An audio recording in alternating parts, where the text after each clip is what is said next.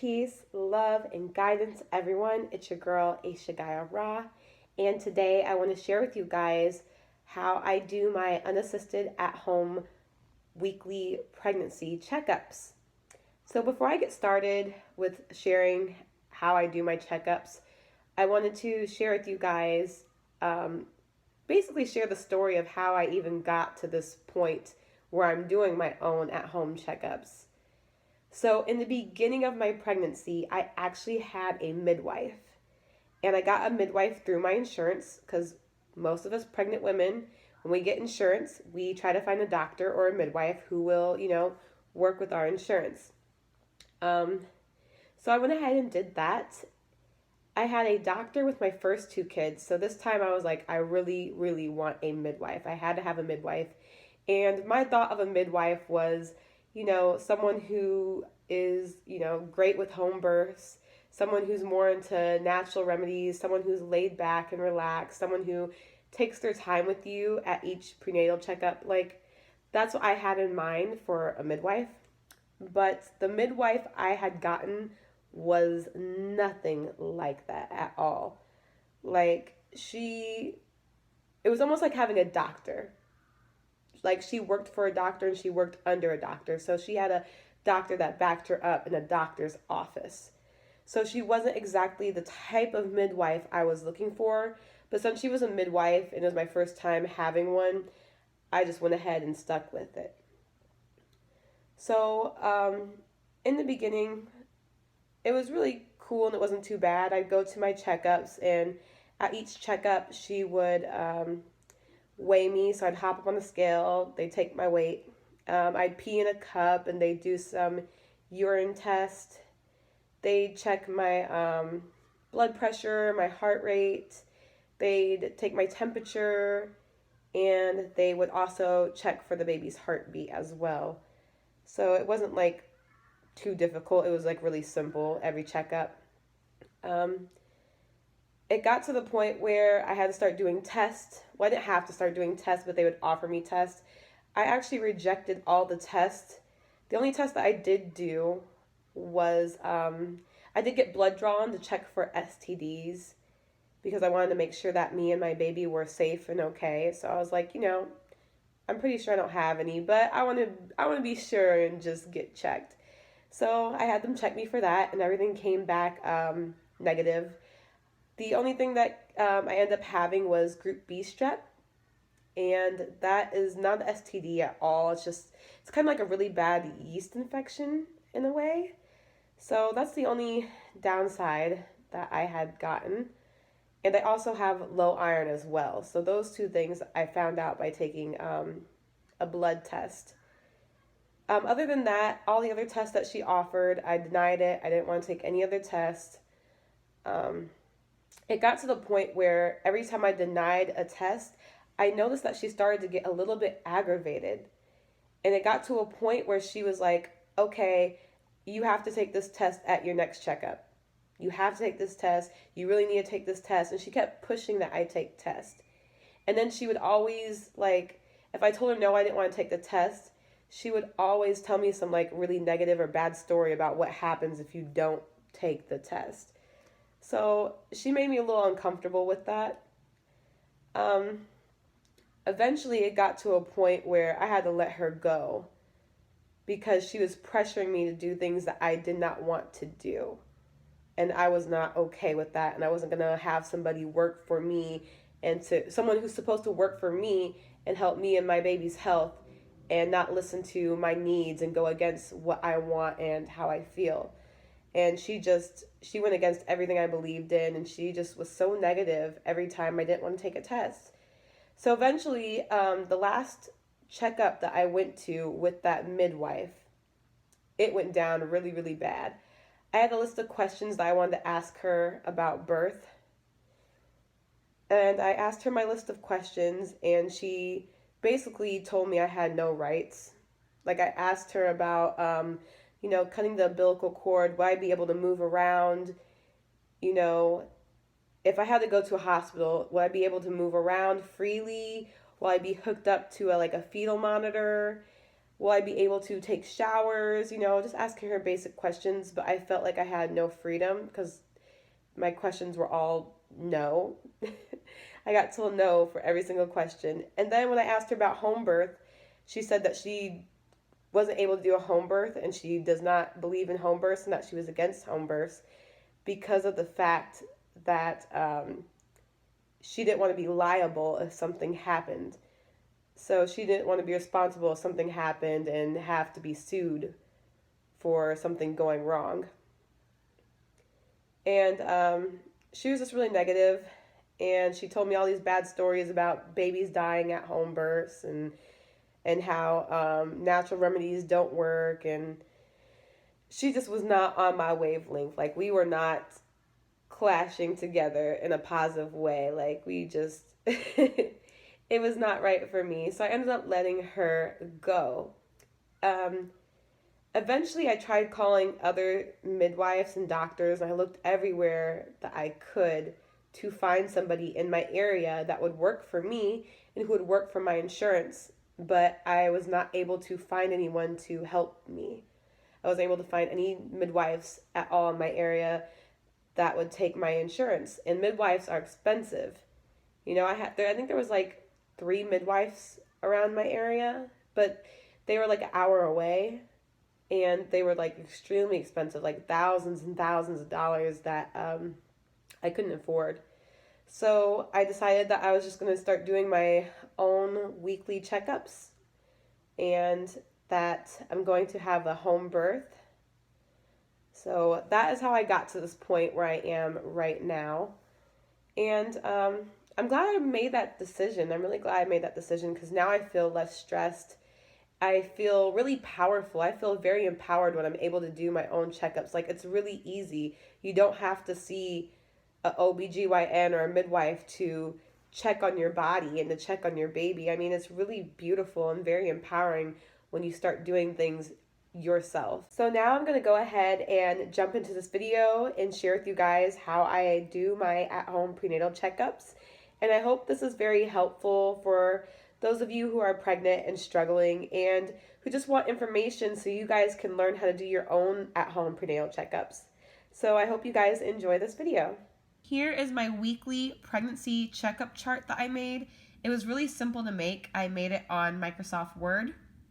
And here's an example of what it looks like. I put my name here, my last menstrual period here, my positive test, I write the date here, baby's due date, and risk factors.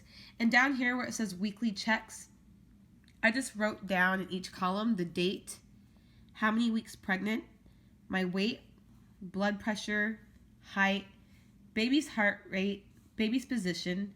I checked for ketone, protein, blood, and bacteria. And bacteria is kind of the same thing as my pH balance. And those are the ones that I charted down because I felt like these were more important to know. And then down here, I have notes. And this chart right here, I have not filled out yet. It's just a blank chart. It's a backup chart. But I also have a chart right here that I have already started on. And here's my name, Aisha Ra, last menstrual period, October 1st through 5th. My positive test was on November 1st. Baby's due date, July 4th through 8th. My risk factors that I have are, I have GBS, low iron, and low amniotic fluid. And then down here is where I filled out my weekly checks. And everything came out negative. I'm having a little problem with my pH balance, but it's not too much. The baby is head down, and everything looks great. Down here in notes, I just wrote what I need to take daily to help me and my baby's health. So other than eating healthy, to help with my GBS and low iron and amniotic fluid, this is what I gave myself to help, balance that out.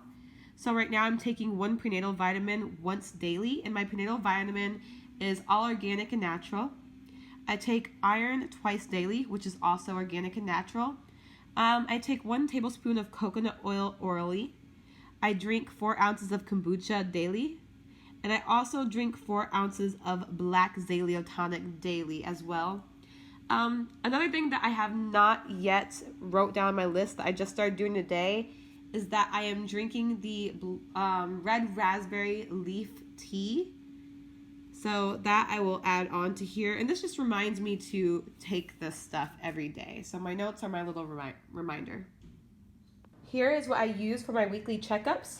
I have urine test strips, a fetal Doppler, and I use KY jelly, or you could also use aloe vera gel, which I love as well, or you could just use any gel of your choice. I have a thermometer that I use to take my temperature. And I also have a blood pressure cuff. I just wrap this around my arm and I pump this to 180 or 190.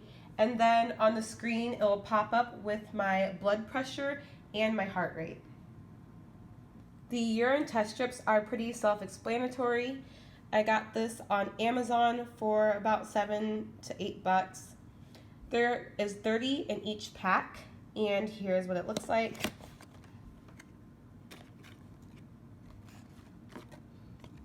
So there are 30 of these, and there's one in each package. All you have to do is go to the bathroom, pee in a cup, dip the test strip into the cup, and you'll get your results. It also comes with a chart so that you can check what your results are.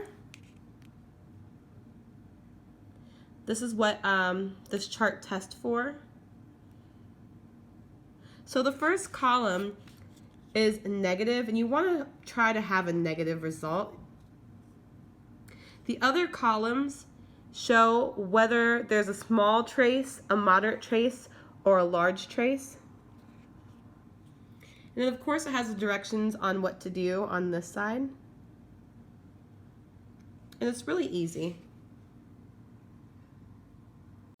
And to check my weight, I just get on the scale.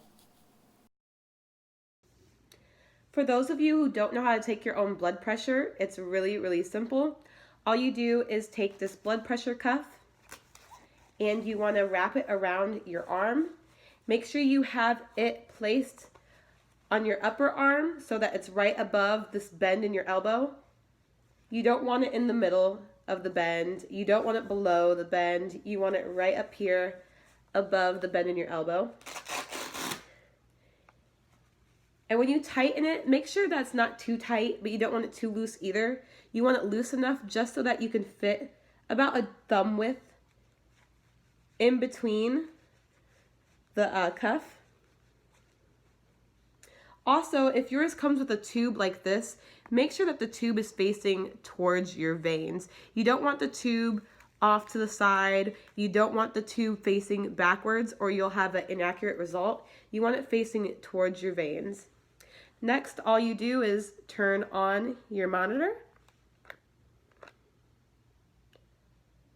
and wait till it says 0. Also, when taking your blood pressure, make sure you don't bend your arm too much, and you also don't want to straighten your arm either. You just want a little slight bend, a little slight curve in your arm. Then I'm going to take this pump and I'm going to pump it up until the monitor says 180 or 190.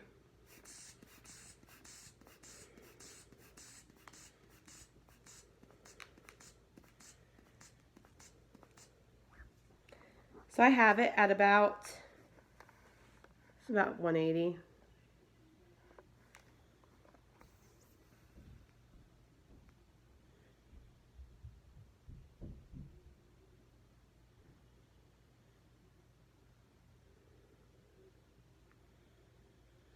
And then at the end, it should tell you what your blood pressure is, and it also should tell you what your pulse is per minute.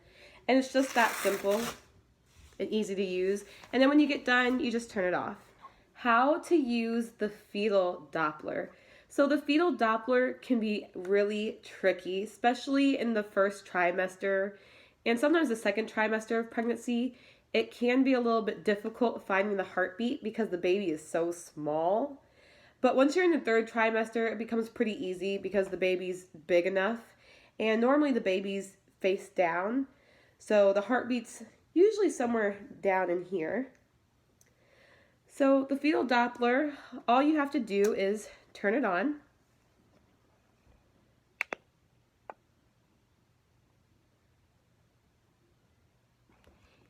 And make sure it's turned all the way up, as loud as it can go, or you won't be able to hear it. Then you just take your KY jelly or your aloe vera gel or the gel of your preference, and you want to place it on the top of this.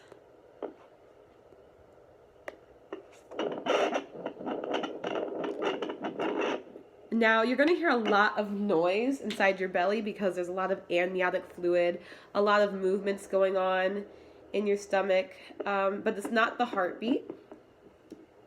So some people get deceived with the movements and the heartbeat, and they're two different things. And you just want to place this down here, and the baby's heartbeat is normally either on your left or your right, depending on where the baby is placed.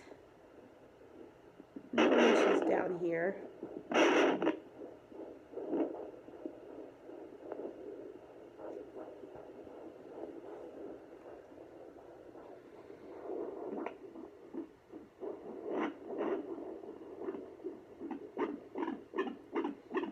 And there's the baby's heartbeat. I just had it. It can be kind of tricky because you can find the baby's heartbeat and then the baby can move and then you can lose the heartbeat just as quick as you found it.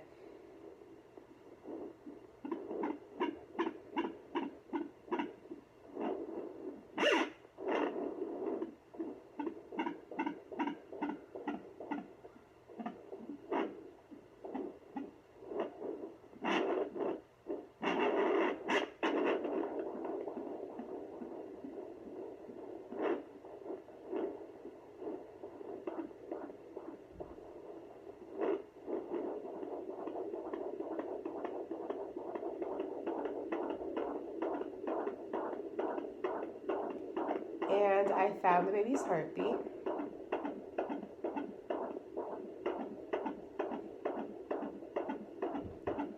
You'll know if it's the baby's heartbeat because you want it to be faster.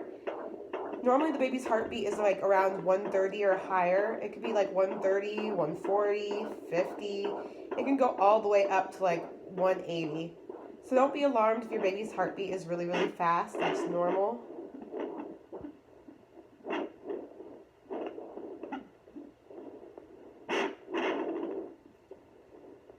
And also, don't get your heartbeat confused with the baby's heartbeat. Our heartbeats don't beat that fast. Our heartbeat is normally around like 90. If your heartbeat's around 100, there's a problem.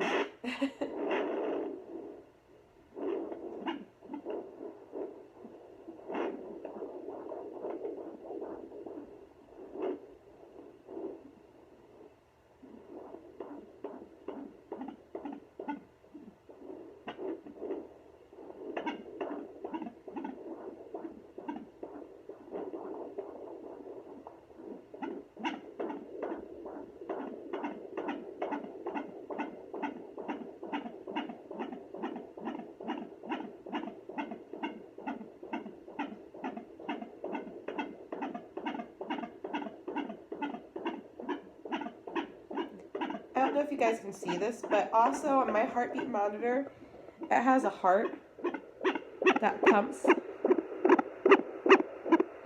And that's when you know if you found the baby's heartbeat. Like, see, I'm not by the heart anymore, so there's no heart beating. And then when I get closer to the heart will start to pop up on the screen.